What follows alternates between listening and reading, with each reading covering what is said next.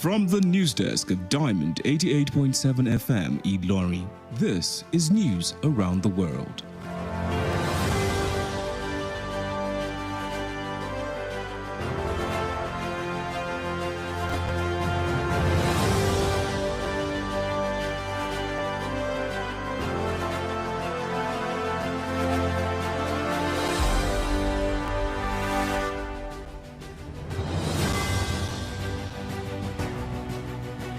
In the headlines, Kwara government unveils tallest unity flagpole in British West Africa. Edo Deputy Speaker resigns as APC takes majority in House of Assembly. Lagos to enforce single-use plastic ban from July.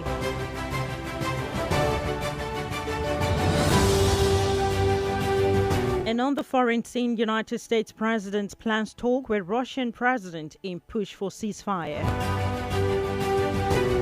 In our business news, President Tinubu approves license for Kolmani oil project.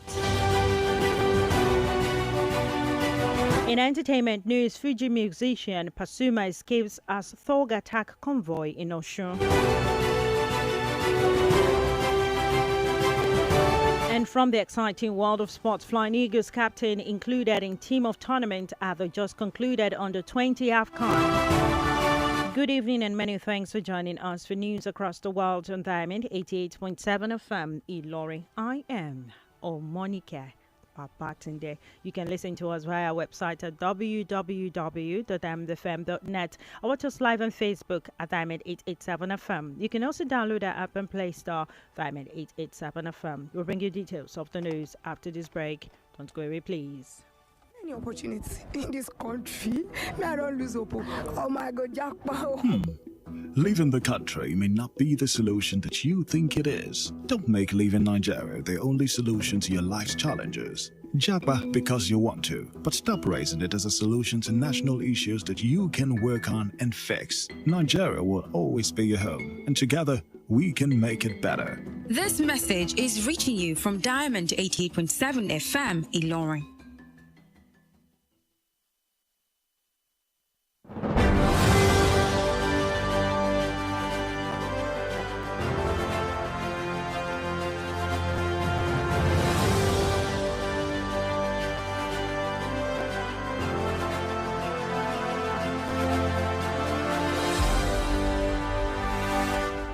You're welcome back from that short break. Now the news in detail.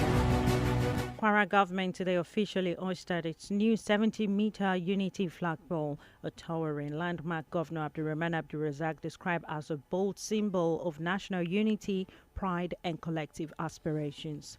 The brief but symbolic ceremony held in Ilorin drew hundreds of spectators from across the metropolis and was witnessed by top government functionaries, including Deputy Police Commissioner Nuruddin Abdurrahim and several senior bureaucrats. Representing the governor at the event, Commissioner for Communication Bola Ulukoju said the project reflects the administration's continued commitment to infrastructure that inspires and uplifts. According to Governor Abdulrazak, the Unity flagpole is not just an engineering feat but a cultural monument and a new identity marker for Kwara State.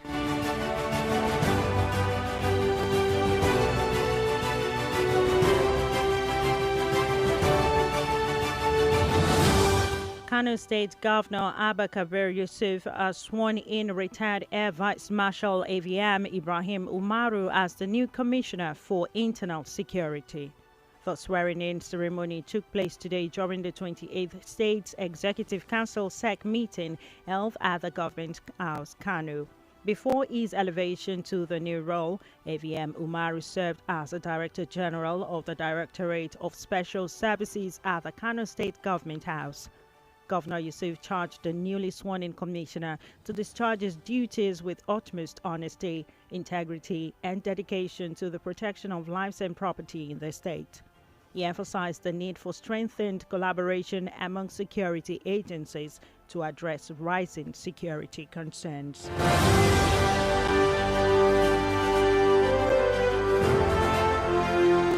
Deputy Speaker of the Edo State House of Assembly, Mrs. Mariam Oligbe-Edeko, has voluntarily resigned her position in light of the People's Democratic Party's PDP new minority status in the 24-member 8th Assembly. Oligbe-Edeko, who represents Esan Northeast 2 and was elected Deputy Speaker on June 16, 2023, stepped down to promote what she described as justice, fairness and equity among the state constituencies. She expressed gratitude to the PDP leadership and her constituents for the opportunity to serve. Following her resignation, Osamwonyi Atu of the All Progressives Congress APC, representing Hoihon Nowans East constituency, was elected as the new Deputy Speaker.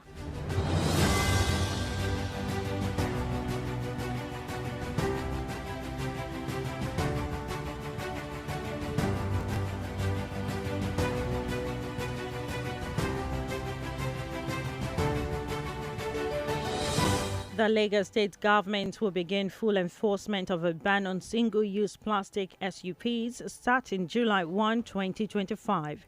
Lagos State Commissioner for Environment Tokunbo Wahab made the announcement today via his official X account. Wahab said the policy follows an 18-month strategic engagement with stakeholders, including manufacturers and marketers. During a recent meeting with Tetra Pak West Africa, led by Managing Director Hytham Debuche, Wahab reiterated the government's commitment to the ban. He also pointed to the recent enforcement of the state's ban on styrofoam as evidence that Lagos is capable of implementing effective environmental policy.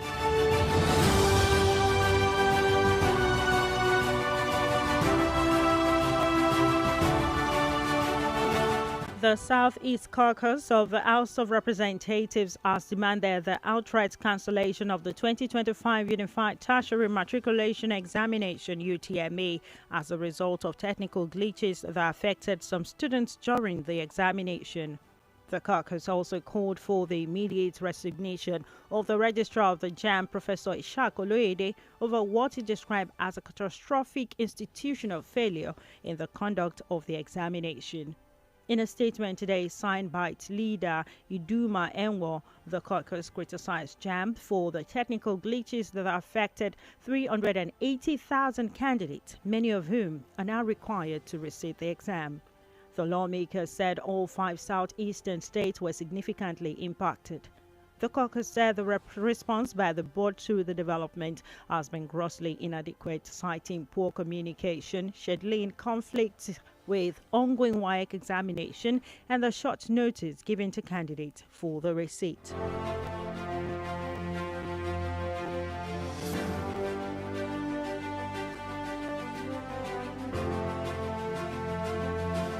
The National Agency for Food and Drug Administration and Control (NAFDAC) has clarified that the recent lifting of the nationwide ban on sachet alcohol is only temporary and will remain in effect until December 31, 2025. The director of the FCT Directorate of NAFDAC, Kenneth Azikwe, made this known today in Abuja while addressing ongoing confusion surrounding the status of the controversial ban. Azikwe emphasized that the ministerial decision to lift the ban was never intended to be permanent and cautioned the public against believing misinformation circulating in some quarters.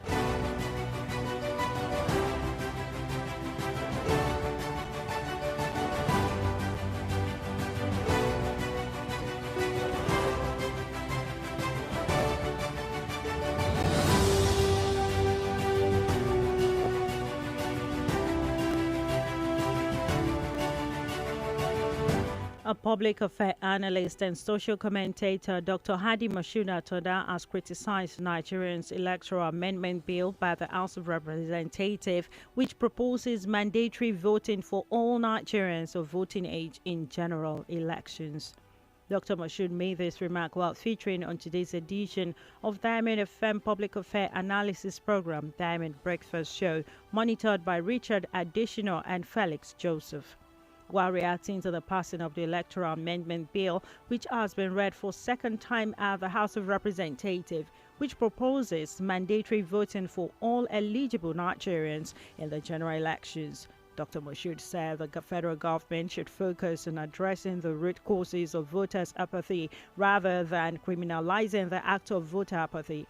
He emphasized that the main reason for vote apathy is the lack of trust and confidence in government and electoral body. Is to tackle the reason behind voter apathy and not criminalizing voter apathy. I mean, those who are guilty of it. Let's tackle the root cause. Why are people not coming out? It's not because it's not out of indifference. It's not out of laziness, but it's born out of the failure in the system. What I mean by failure in the system is that there is a repeated betrayal of those who are voted, those who vote into power. They are betrayed us. People felt betrayed, and they are no more having confidence and no more confidence in any of them. Not only that, there is a selective justice, which is part of the reason why, even if people are picked for any offenses now, there is selective justice there. They will not get the right justice there. So people are no more having confidence in the judicial system. Dr. Moshood also emphasized that previous electoral exercise has discouraged many Nigerians from voting. He, however, described the bill as an effort of the government to force Nigerians to exercise their voting rights, which undermines the main concept of democracy. The news across the world is reaching you from Diamond 88.7 FM Ilorin. We'll go on a break now, and when we return, we'll bring you foreign and sport news. Don't go away, please. Follow us on social media, Facebook, Twitter, and Instagram at Diamond 887.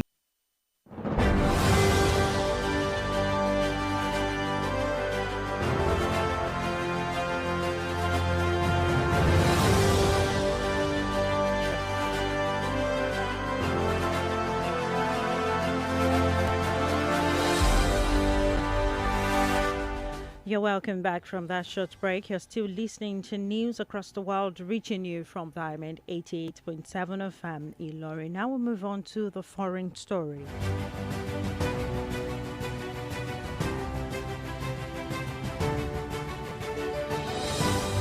United States President Donald Trump will speak by phone today with Russia's President Vladimir Putin as part of the U.S. leaders' efforts to end the grinding war set off by Russia's 2022 invasion of Ukraine.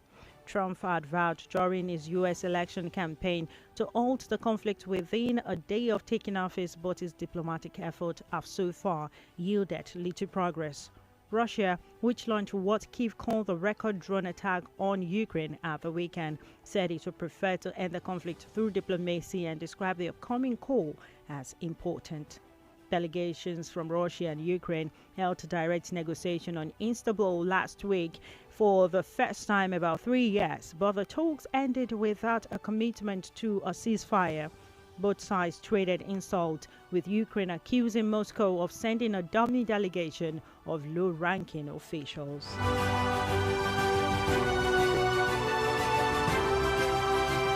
Still on the foreign scene, Mexicans are mourning the death of two young Navy cadets who were killed when the training tall ship ARM called Temoc crashed into Brooklyn Bridge.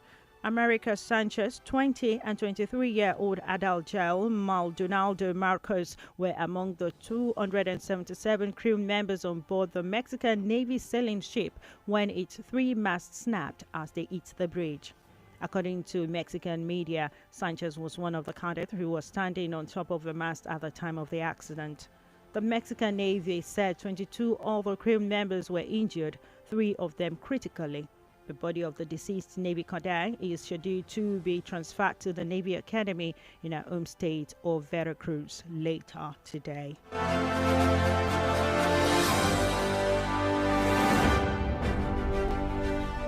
That ain't a foreign news. Up next is Diamond FM Business News.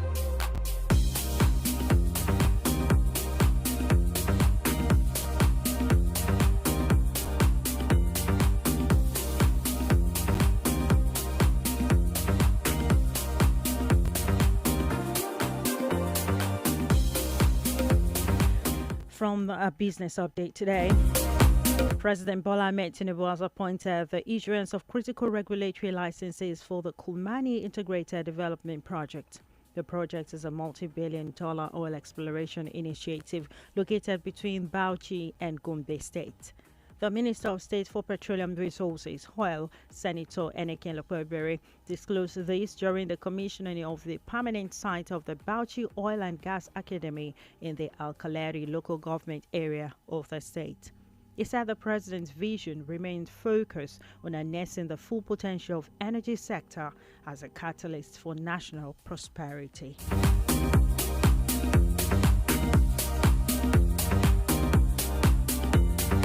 That ends our business update. Up next is Diamond FM Entertainment News. Tension gripped Ikire, a town in Irewolede local government area of Osun State on Sunday following an attack on the convoy of popular Fuji musician Alhaji Wasiu Alabi Pasuma. The attack, which occurred in the afternoon, involved suspected hoodlums who reportedly stoned and shot at the vehicles of the convoy, including a black Hummer Jeep and a white Hilux truck.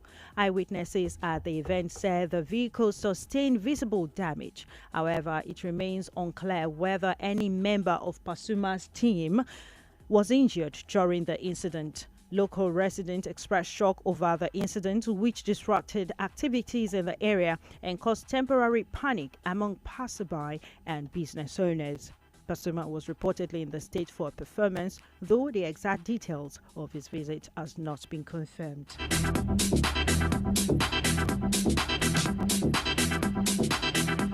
That ain't entertainment news. Up next is Diamond FM Sports News.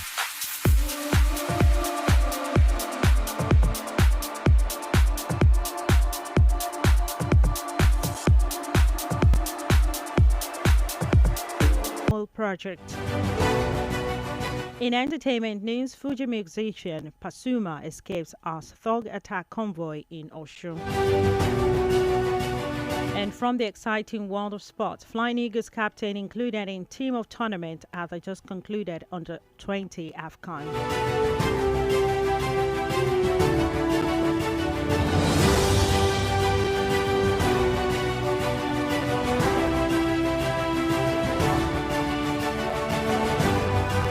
Today in history.